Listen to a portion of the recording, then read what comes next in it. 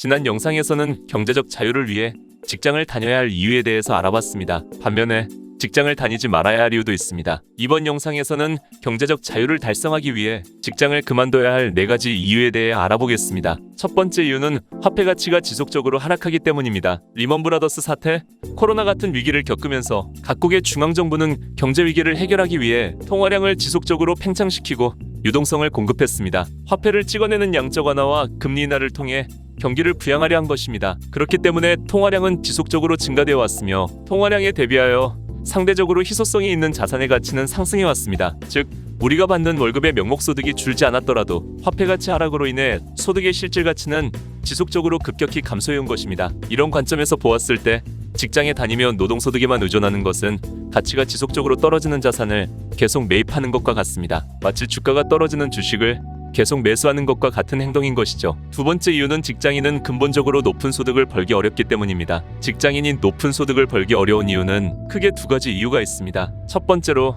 직장인은 대체 가능한 존재이기 때문입니다. 고용주 입장에서 근로자는 하나의 도구라고 할 수 있습니다. 비용이 더 적게 들어가거나 효율이 더 높은 대체제가 나오면 언제든지 대체할 수 있습니다. 그렇기 때문에 근로자는 본질적으로 높은 소득을 받기 어렵습니다. 두 번째로 직장에 다니는 것은 시간을 돈으로 교환하는 행위이기 때문입니다. 비즈니스나 자산소득은 내가 일하지 않더라도 소득이 발생되지만 노동소득은 내가 일하지 않으면 그 즉시 소득이 끊기게 됩니다. 누구나 가지고 있는 시간과 노동력이 한정되어 있기 때문에 받을 수 있는 소득의 한계는 명확히 존재하게 됩니다. 세 번째 이유는 자산 투자에 할애할 시간과 역량을 뺏기기 때문입니다. 성공적인 투자를 위해서는 많은 시간과 역량을 쏟아부어 다양한 투자 자산에 대해 공부해야 합니다. 각 자산별 다양한 본연의 속성과 패턴이 있기 때문입니다. 그렇기 때문에 직장을 다니게 되면 자산 투자에 할애할 시간과 역량을 뺏기게 되고 자산 투자에 실패할 확률이 높아지게 됩니다. 네 번째 이유는 다양한 플랫폼을 통해서 쉽게 수익을 창출할 수 있는 방법이 많아졌기 때문입니다. 유튜브,